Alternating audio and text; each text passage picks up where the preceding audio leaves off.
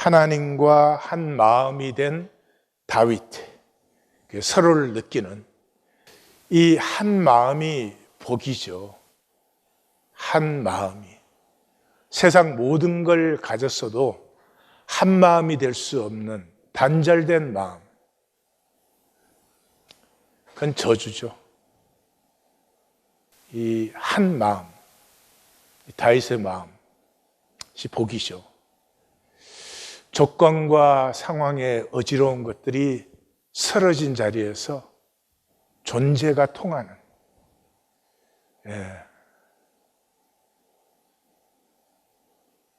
그게 제일 또 고마운 사람이잖아요. 혹시라도 나를 느껴주는, 나와 통하는, 은과 금으로 되는 일이 아니죠. 그 한마음에 대한 적용은 빌립보서입니다. 빌립보서는 이제 사도 바울이 그 시작에서 그러죠. 이 재판, 그 가이사 앞에 재판을 기다리고 있는데 이 재판에서 내가 살 수도 있고 또 죽을 수도 있고, 그런데 나 자신을 위해서는 죽으면 좋겠다. 사도 바울은 굉장히 험난한 삶을 살아왔죠. 그를 죽이기 위해서 결사대가 조직될 정도고, 특별히 이 마게도니아 선교 들어가서는 그냥 복음 좀 전하려고 하면 쫓겨나고 이랬으니까요.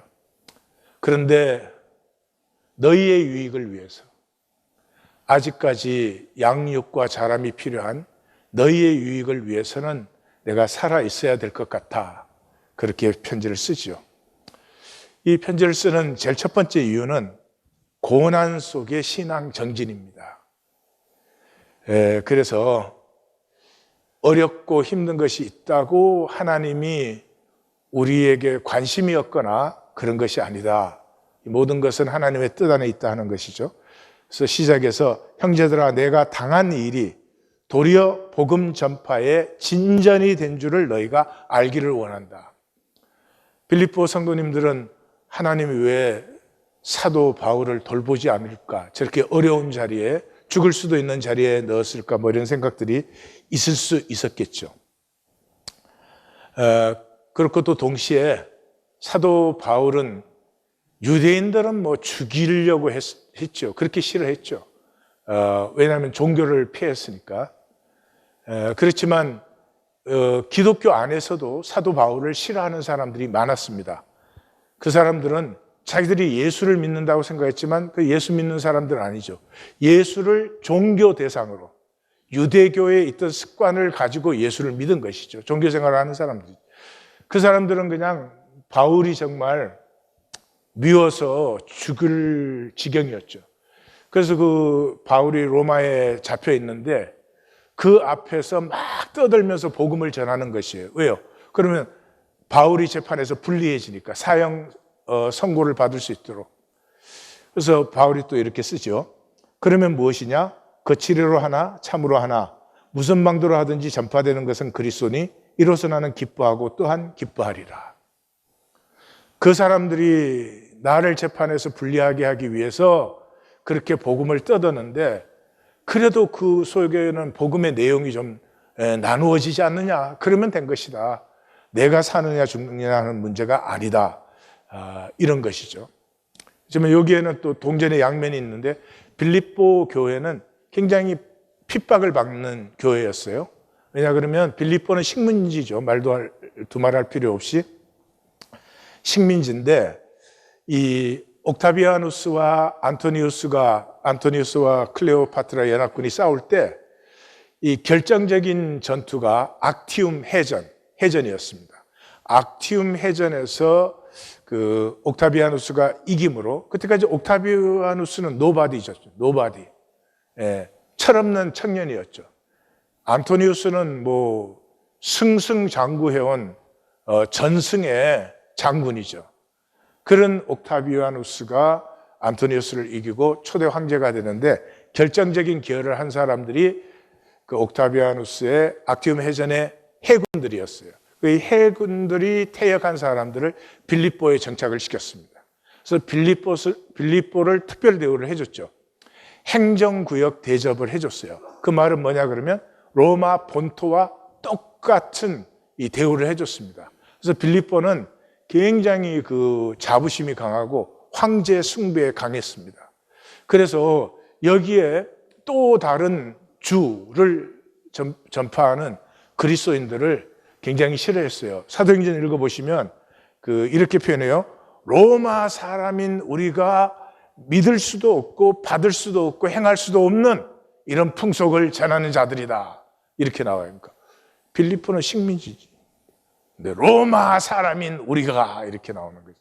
굉장히 황제 숭배에 충성했던 사람들이니까 이 예수를 주로 고백하는 이 교회를 많이 핍박을 했습니다. 물론 사도 바울도 그래서 새 안식일 전하고 쫓겨났지만 그 핍박 속에서 너희가 하나님이 모르시는 것 아니다.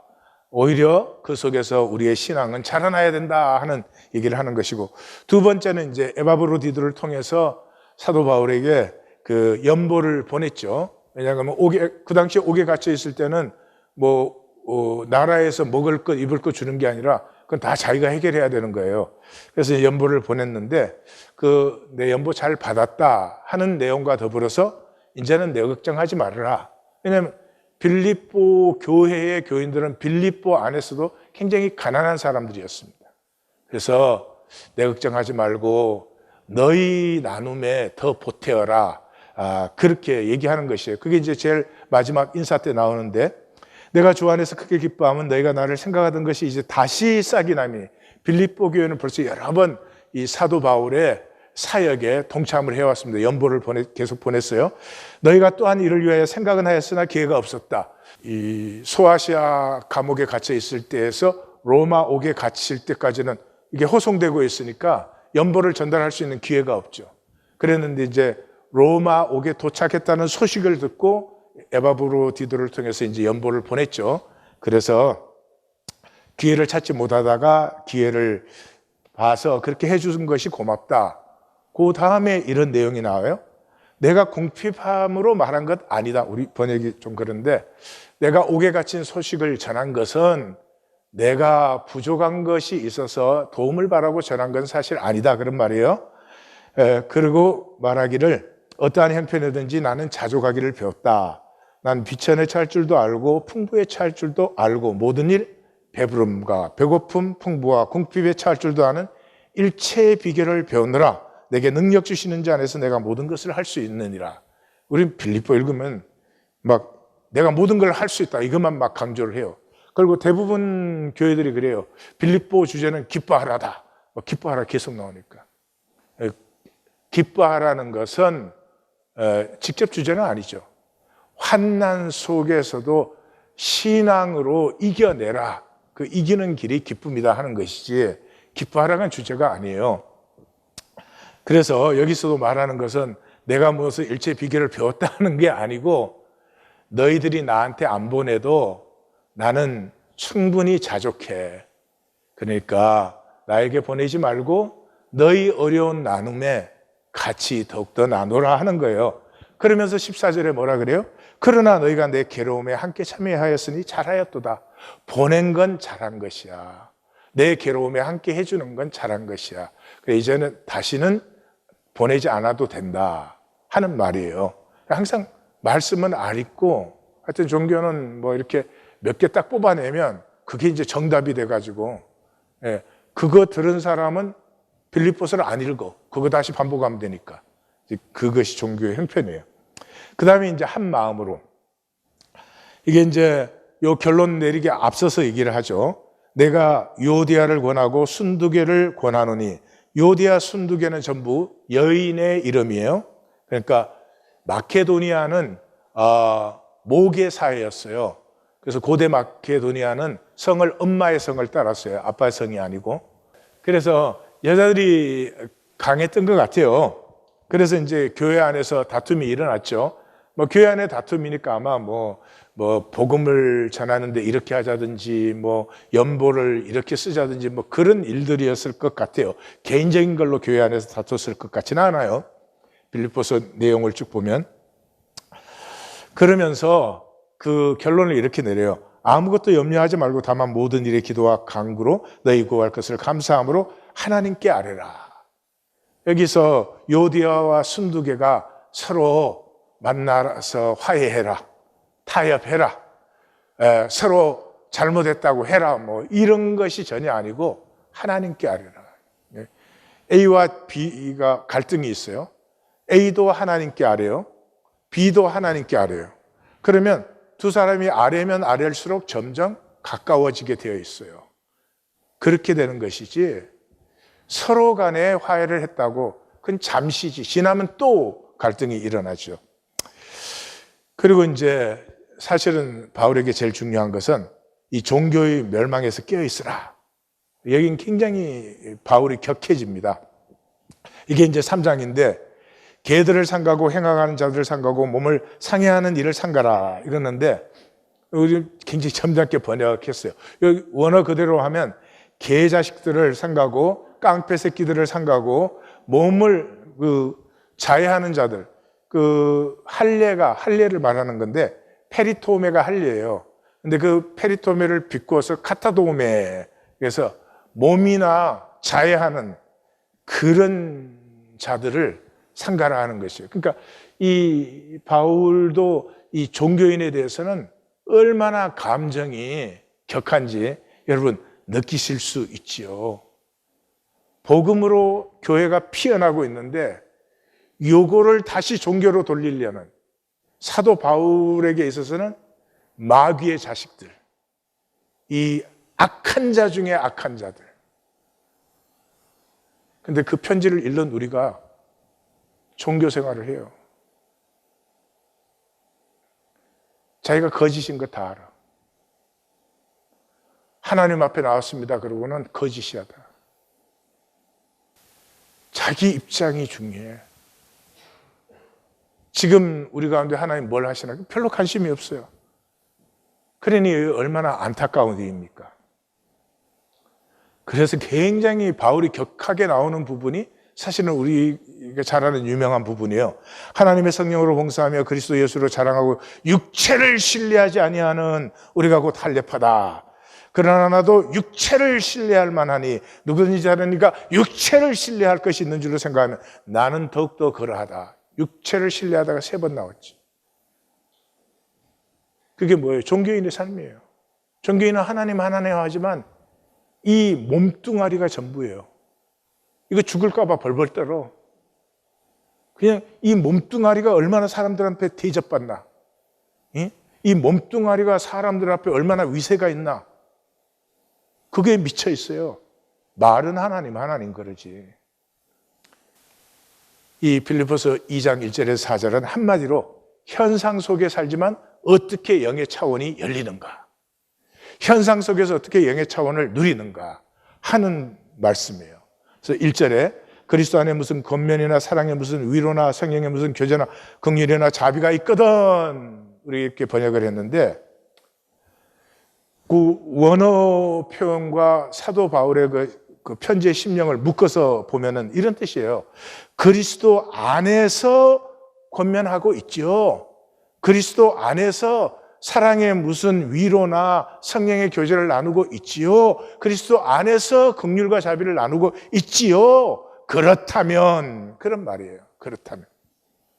그러니까 이 빌립보 교회는 성숙한 교회는 아니에요. 그러나 분명히 구원받은 성도들이에요.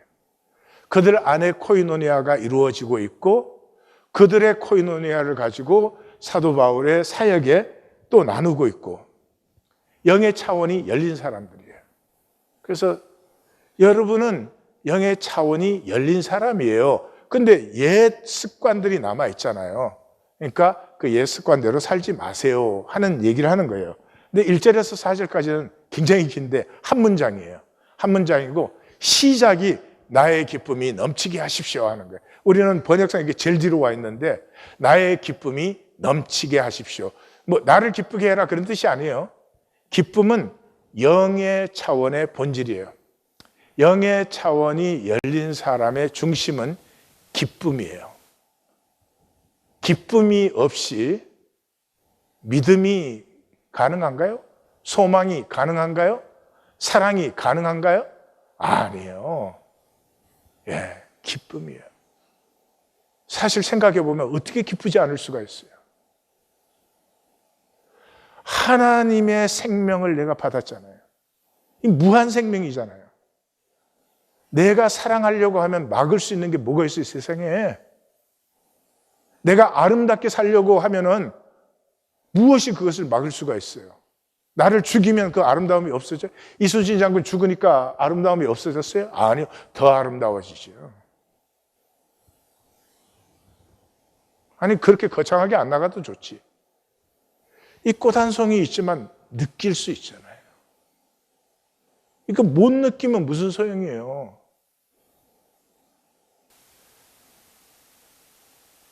여러분으로 말미암아 내 안에 시작된 이 기쁨을 풍성하게 성숙하게 하십시오. 그런 뜻이죠. 기쁨의 반대는 욕심이에요. 욕심의 사람은 기쁨이 없어요. 끝없는 계산이에요. 손해받냐 이익받냐. 근데 평면에서 손해보고 이익 본 게 손해와 이익이 아니에요. 잘 보시면 평면에서 손해본 게 본질에서는 무한 이익이 돼요. 뭐 이순신 장군도 그런 거 아니에요? 사실은? 우리 존경하는 사람이 다 그런 사람 아니에요. 기쁨이 없는 게 문제가 아닌 게 아니고요. 기쁨이 없는 사람은 그 중심에 욕심이 들어있다. 이게 큰 문제예요. 그래서 이렇게 말합니다. 무엇을 하든지 같은, 우리 번역은 같은 마음, 같은 사랑, 같은 뜻, 한 뜻, 한 마음 이렇게 되어 있는데 원어 단어대로 하면은 같은 생각, 같은 사랑, 한 혼, 한 마음 이렇습니다. 예, 이건 수사적 강조예요. 여기에 혼이 뭐냐, 마음이 뭐냐 이거 설명하고 있으면 you miss the point. 그냥 쉽게 말하면 첫째도 한 마음, 둘째도 한 마음, 셋째도 한 마음. 왜냐하면 그게 이 세상에서 제일 복된 것이니까요. 여러분 자식하고 어떻게 되고 싶으세요? 자식을 뭐 보일 거 만드는 거에는 광분을 하면서 그 자식과도 한 마음을 못 누려 대부분. 그게 육의 차원이에요. 잘했다 못했다 그런 얘기가 아니에요. 그러면서 두 가지 적용을 가르쳐 줍니다. 첫째는 무슨 일이나 다툼이나 허용으로 하지 말고. 그 말은 뭐예요? 이때까지 너희 삶이 그렇게 살았다는 거죠. 예수 만나기 전에. 근데 이제는 오직 겸손한 마음으로 자기보다 남을 낮게 여기고, 나보다 남을 낮게 여기려면요 내 자존감이 충만해야 돼요. 내 자존감이 낮은 사람은 자꾸 비교의식이 돼서 높여줄 수가 없어. 왜? 너를 높여주면 내가 낮아지는 것 같거든. 예. 낮아지지 않는 자존감을 가져야 높여줄 수가 있는 거예요. 이 가장 존귀한 의식이에요, 사실은. 예. 제가 이제 목사 친구들이 좀 목사가 돼 있으니까 그 목사 모임이 지금까지도 친해요. 근데 이제 롱아일랜드에서 한번 우리 또 만나기로 해서 이렇게 그 만남의 장소로 가면서 제가 제 마음을 봤어요. 깜짝 놀랐어요. 한 분은 우리가 친구 될 수 없는 사이인데 어떻게 친구 되는지 모르겠어. 걔는 안수파야, 안수파. 나한테도 만나면 안수하려고 그래. 예, 그런, 우리 그 선교단체에서 사역하시는 분이 있고 또, 그 다음에 목회를 하시는데 목회보다는 뭐 이렇게 훈련원 같은 거에 더 신경. 근데 이제 그 만나러 가는데 가만 보니까 제가 그분들을 다 무시하는 부분이 있어. 그 안수하는 목사님 보면 말씀 좀 연구하지. 아이 저렇게 받아라 뭐 이러고 돌아다니냐 왜? 뭐 이런 마음이 있는 거예요. 근데 제가 제 마음을 보면서 깜짝 놀란 거예요. 기능적으로 나에게 조금 더 우수한 어떤 면이 있다고 해서 내가 그 목사님들을 깔보는 거예요. 하나님이 저를 보실 때 마음이 참 아팠을 것 같아요.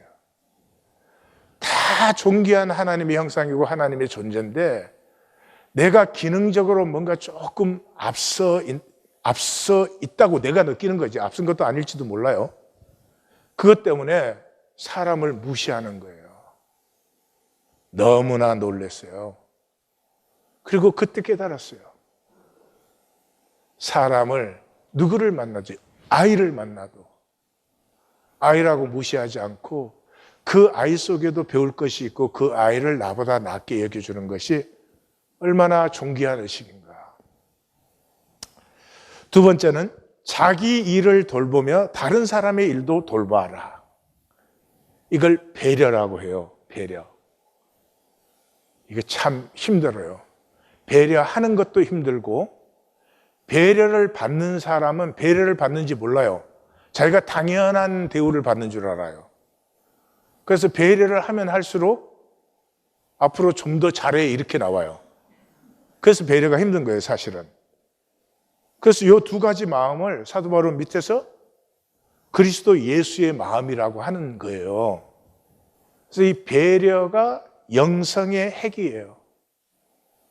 예수 그리스도를 만난 사람에게 반드시 나오는 것이 내 아픔을 품어주신 주님, 내 죄를. 우리 인간이 죄 중에 잉태되고 죄악 중에 출생해서 숨쉬는 게 죄로, 거짓으로 살아왔어요. 죄를 따지면 살 사람이 없죠. 그런 나를, 야, 육체로 세상에서는 죄 짓는 게 네 임무다. 그밖에 못하지. 그 속에서 나는 아버지를 만나고 아버지의 사랑을 만나고 아버지의 은혜를 만나라. 죄 지은 거는 신경도 쓰지 말아라. 네가 그렇게 약하기 때문에 아버지의 그 무한하신 선하심과 무한하신 신실하심, 그거를 네가 만나기를 원하지. 죄야 세상 거짓 속에 사는데 그건 당연한 거 아니니? 내가 나를 용납할 수 없을 때 나를 용납하는 정도가 아니라 사랑으로 그냥 물들여버리는 그 사랑을 만나면서부터 배려가 생겨요. 나밖에 모르던 내가 곁에가 보이기 시작하는 거예요. 그래서 5절에서 이제 너희 안에 이 마음을 품으라. 곧 그리스도 예수의 마음이니. 이 마음이 앞에 말한 이거예요. 나보다 남을 낫게 여기고 남을 배려하는 마음이에요. 자, 이 자리로 우리가 이제 들어가는데 반드시 넘어야 될 것이 있어요. 마귀의 교회가 모든 것이 거짓이지만 가장 우리가 교회가 되려면 결정적으로 넘어야 될 마귀의 교회가 있는데 그게 이제 뭐 나에 대한 집착인데요. 예. 그 종교인의 나에 대한 집착이 이것이에요. 되게 이제 종교생활 어느 정도 한 관록이 붙은 사람들이에요. 입만 열면 나는 하나님에게 은혜 받았다는 거예요. 예? 입만 열면 나는 하나님에게 은혜 받고 사는 사람이다 이거예요. 그리고 이렇게 말해요. 나는 항상 감사하며 살아. 나는 항상 평안해 이래. 난 그 말만 들으면 막 때려주고 싶어. 나한테 맞을 때도 평안한지. 항상 평안하다며. 예. 예. 이게 나의 나라예요. 나의 나라의 중독도 보통 중독이 아니에요. 내가 얼마나 평안하냐, 내가 얼마나 잘 먹고 잘 사냐, 예수 만났으면 그게 관심이 아니에요. 그의 나라와 그의 뜻이죠. 이 가짜 종교인의 정당화, 무의식적인 의의 주장을 해요. 계속해서. 자기 가짜기도 해요. 진짜면 절대로 그럴 리가 없죠. 여러분, 이런 자식 봤어요? 우리 엄마 나한테 항상 밥 해줘. 우리 아빠 고생해서 돈 벌어서 나 학비 대줘. 막 그런 거 자랑하고 다니는 애 봤어요? 친자식은 절대로 안 그래. 그렇게 잘해줘도 불평만 해, 불평. 그건 친자식이니까요. 예. 이 진짜는 그냥 자신은 잊어버려요. 그냥 누리는 거니까 계속 의식하지 않아요. 계속 의식하고 그걸 말하면은 둘 중에 하나예요. 미쳤든지 가짜든지. 제 성경 영예 스승이 강용원 관사님인데 이분을 처음 만났는데 이분이 하여튼 계속하는 예화가 하나 있어요. 그게 뭐냐 그러면 처녀는 이렇게 다니면서 사람 만날 때마다 치마를 들고 나 처녀예요. 처녀예요. 안 그런다는 거예요.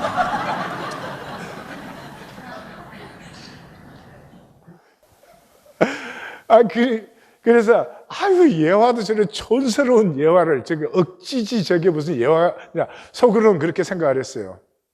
근데 점점점 이해가 가요. 종교인들은 모였다 그러면 치마 들고 나 처녀예요.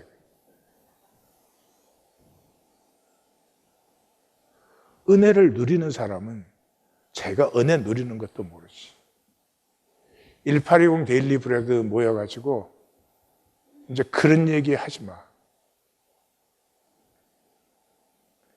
정답 말하기, 옳은 답 말하기, 이거 넘어서지 않는 한 새 차원은 결코 열리지 않아요. 이제 내일부터 시작해서 하루 3번 기도를 합니다. 이게 1820 데일리 브레드의 생명 맥박이에요. 이게 다니엘의 기도죠. 다니엘의 기도는 멸망한 민족을 세우는 기도가 됐어요. 다니엘서에 보니까 6장 10절에 다니엘이 이 조세 왕의 도장이 찍힌 것을 알고도 자기 집으로 돌아가서는 윗방에 올라가 예루살렘으로 향한 창문을 열고 전에 하던 대로 하루 3번씩 무릎을 꿇고 기도하며 그의 하나님께 감사하였더라. 이게 뭐예요? 다니엘을 죽이기 위해서 30일 동안은 왕에게만 예배한다는 금령을 세웠는데 그걸 어기는 거죠. 그래서 그 사람들이 다니엘을 고소하는 고소문이 금령을 어기고 하루에 3번씩 기도하나이다. 우리도 세상 금령을 어기고 하루에 3번씩 기도할 거예요. 이게 이 세상은 살기로밖에 못 사는데 살기로 사는 세상에서 생기를 솟아나게 하는 것이 이게 하루에 3번 기도예요. 한 번 기도할 때 10초씩만 기도해도 괜찮아요. 근데 내가 개런티합니다. 10사람 시작하면 9사람은 실패합니다. 실패해도 또 다시 하면 돼요. 그게 우리 소망이 있어요. 첫째 기도는 우리의 만남과 나눔과 교제와 위로가 그리스도 안에 있어 한 마음 되게 하소서. 요거 하는데 5초도 안 걸려요. 이 기도하는 거예요. 둘째 기도는 오직 나보다 남을 낫게 여기고 나만이 아니라 다른 이를 배려하여 하나가 되게 하소서. 세 번째 기도는 그리스도의 큰 가슴과 온유한 마음으로 하나님과 동행하는 순례의 삶을 주소서. 꼭 이대로 안 하셔도 돼요. 이제 자꾸 하다 보면 이게 자기 말이 되면 자기 말로 하시면 돼요. 요 3번 기도에서 평면 차원에서 입체, 실제의 깊이가 열리는 것을 여러분은 반드시 만날 수 있어요. 이것에서 반드시 만날 수 있어요. 간단하고 쉬운 일이에요, 사실은. 그것도 순별로, 요일도 순별로 정하시면 돼요. 우리는 뭐 일주일 내내 하겠다 그러면 그렇게 하셔도 되고, 우리는 주일에는 긴 말씀에 우린 지쳐. 주일은 쉰다. 그래도 좋아. 우리는 일주일에 일단 3일부터 시작하자.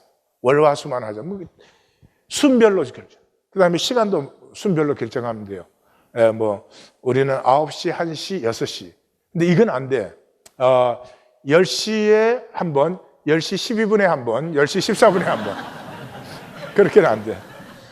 그 다음에 횟수도 순별로. 우리는 하루에 3번은 우린 진짜 안 된다, 이거는. 그러니까 한 번부터 하자. 한 번에 성공하면 2번 하고 그렇게 한다. 그렇게 하시면 돼요. 내일부터 오늘 의논하셔서 하시면 다니엘의 기도. 이게 사도들의 기도였거든요. 사도들도 유대인들이 하루 3번 하던 그 전통, 종교는 버렸지만 그 좋은 전통은 그대로 받아서 제9시 기도 시간에 그러잖아요. 제6시, 9시, 12시 기도 시간에 기도한 걸 알 수 있잖아요. 깜짝 놀라실 거예요. 왜냐 그러면 지금 베이스는 만들어졌기 때문에 이게 가능한 거예요. 나눔과 아이들. 질문합니다. 어떤 삶을 살고 있습니까? 시기, 미움, 다툼, 판단, 정죄. 실제로는 모든 사람이 경쟁 대상이요, 적인. 남이 잘 되면 막 배가 아픈. 이게 살 일이에요, 사실. 위로, 격려, 사랑, 용서, 하나됨. 삶의 자세는 낮고 존재는 귀하고 숭고해지는 삶. 어떤 삶을 살고 싶으십니까? 마음 먹어서 되지 않습니다. 결단해서 되는 것이 아닙니다. 다른 차원이에요. 종교로는 결코 되지 않아요.